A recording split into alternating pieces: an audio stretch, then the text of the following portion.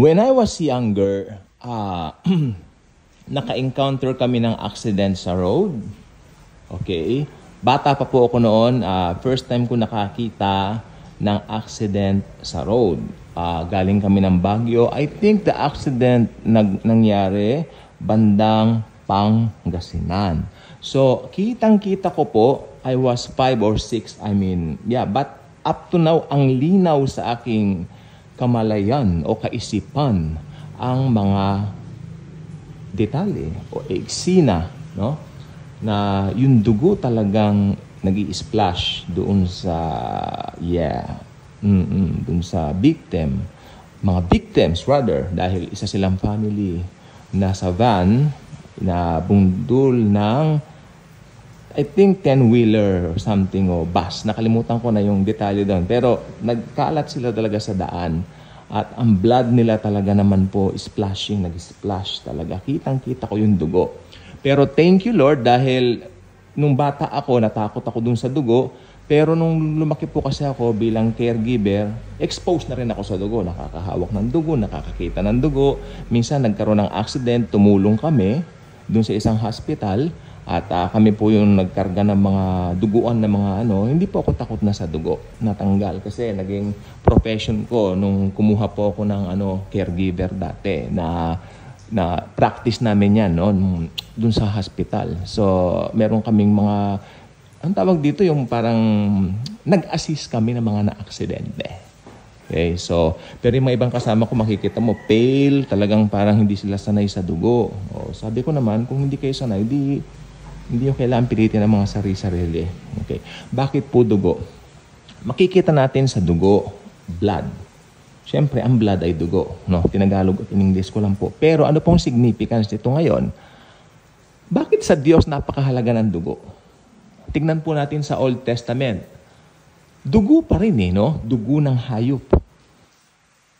Baka, dugo ng guya, dugo ng sheep, tupa, 'di ba? Pati mga doves, yung maliliit, no? Ito ay napakamahalaga at importante. Ito ay ini-o-offer ng isang offeror sa templo o sa temple. At ito ang nagiging basihan ng priest o ng high priest to forgive the sins of the offeror. Okay. Pagmasdan nyo pagmasdan nyong mabuti. Ano ang tinitignan ng high priest? Yung offeror mismo o yung dala ng offeror? Something to think about, something to play in your minds right now. Ang tinitignan talaga yung dala. 'Di ba? Nakaka-amaze Halimbawa, ang dala ko, may dala akong kambing o kaya kalabaw o mag-o-offer ako ng kalabaw o ang titignan ang titignan ni high priest yung kalabaw, hindi po ako. 'Di ba?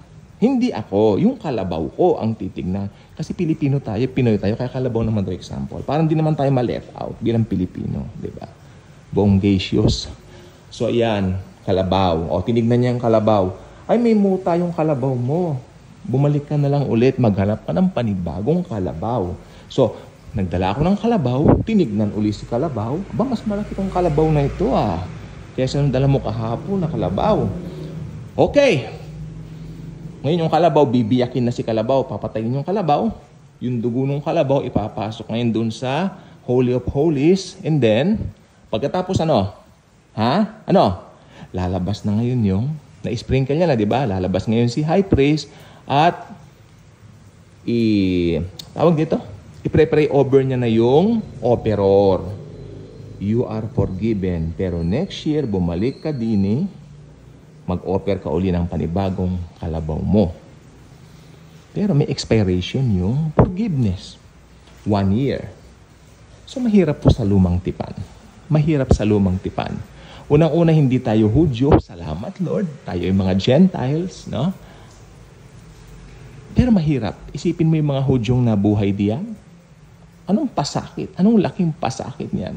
Especially upon reading the book of Leviticus. Alam niyo, ang pinakakinatamaran kong basahin sa buong Biblia, Leviticus. Hindi ako nakaka-relate. Pero salita ng Diyos yan. Pinakita naman niya doon kung paano niya iproseso yung pagpapatawad during the Old Testament times. Until, bongacious lalo to. Double bongacious. The Lord Jesus came down. Ang sabi ng aklat ng Galatia, may mga Biblia ba kayo? Okay lang, maski wala. Hindi ko rin naman alam yung chapter tsaka verse. Alam ko lang talaga, wow, huwag niyo akong tatawanan. Ha? Nung araw, wala pang verse at chapters ang Bible. Tandaan niyo yan. Word of God yan, diretsyo. Pero kailangan lagyan ng verse at chapters. Kasi parang di malito. Okay. May nakalagay sa aklat ng Galatia, at just the right time, the Son of God was born by a woman. Diba? Under the law. Mga ganyan. Diba? Si Jesus nabuhay under the law. Makinig nga po tayong mabuti rito. Si Jesus, makinig po mabuti. Importante po to. Dito nagkakalituhan. Si Jesus nabuhay under the law. So, pinulfill niya ang law para sa atin. Kaya natupad ito nung ipinako siya sa krus ng Kalbaryo. Makinig po mabuti. At nabubo. Anong nabubo sa kanya? Yung nabuhos. Dugo na naman. Perfect offering. That's the perfect offering of ours. Hindi na natin kailangan pumunta magdala ng kalabaw o ng aso o ng pusa para mag-offer. Diba? Kailangan lang nating i-offer yung ating pananampalataya sa namatay para sa atin. Si Jesus Christ. Ang kanyang dugo nabubo para sa atin. Perfect yung dugo ni Jesus. Why? Dahil yun ay dugo ng Diyos. That is the blood of God. Amen? Full payment. Hello, fully paid ka na. O halimbawa, meron kang isang best friend na trilyonaryo. Huwag nating nilimitahan. Trilyonaryo. Uy, best friend! Alam mo, pumunta ka ngayon sa bangko. Binigyan kita ng $2.5 billion. Kasi trilyonaryo siya. Binigyan kita ng $2.5 trillion dahil gusto kitang i-bless ng ganon, $2.5 billion. Kunin mo sa bangko. Pero ang nangyari ganito, drawing naman itong best friend kong ito kasi ever since naman palabiro ito. Hindi niya kinuha ngayon yung $2.5 billion na nasa bangko. Hindi siya naniwala. Di ba? Kasi wala siyang pananampalataya. Pero ang totoo nun, talagang nag-iwan ng $2.5 billion yung best friend niya sa bangko. Makinig pong mabuti. Kung ba hindi naniwala yung taong kaibigan niya ibig sabihin wala bang nangyari na pagdideposito ng $2.5 billion? Meron, di ba? Nandoon. Kunin mo na lang. Ganyan din po si Jesus. Tayong mga born-again Christians, tayo ngayon yung ipinadala ni Jesus para ipagsigawan sa buong mundo, hey, pinatawad na kayo sa inyong mga sala, sa inyong mga kasalanan. Pero yung mga tao, may rehilyon kasi kami. Yun na. Kaya hindi nila pinaniwalaan na pinatawad na sila. Kaya ang ginagawa nila, naniniwala sila kay Jesus pero gumagawa pa rin sila ng mabubuting gawa. Paniwala nila yung mabuting gawa nila, ayun ang magliligtas sa kanila. Pero sinabi na nga ng Biblia, walang matuwid, wala kahit isa. At ang ating mabubuting gawa, basahan lamang sa mata ng Diyos. Kaya importante ang dugo na nabubo, especially right now sa panahon natin sa church age, yan ang dugo ng Diyos, dugo ni Jesus Christ.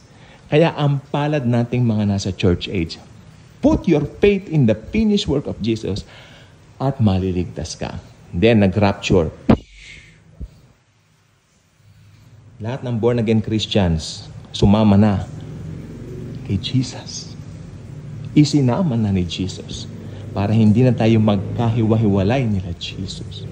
May mga naiwan dito, kawawa sila.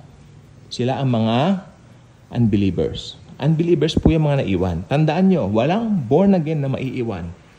Lahat ng naglagak ng tiwala kay Jesus. Paano yung paglalagak na yan? Lahat ng nagtiwala na sapat na yung dugo ni Lord Jesus para sukat maligtas ang tao. Lahat ng mga nagtiwala sa kanyang ginawa sa cross ay mararapture. Kaya wag mong isipin na mali-left behind ka. Ngayon, yung mga na-left behind, ito yung mga unbelievers. May pag-asa pa ba sila para maligtas? Kasi may isang taong lalabas during that time, ang Antichrist, at magre-require siya na magpapugot lahat, or should I say, pugutan lahat ng mga magre-refuse na sumamba sa kanya, dun sa kanyang larawan na 666.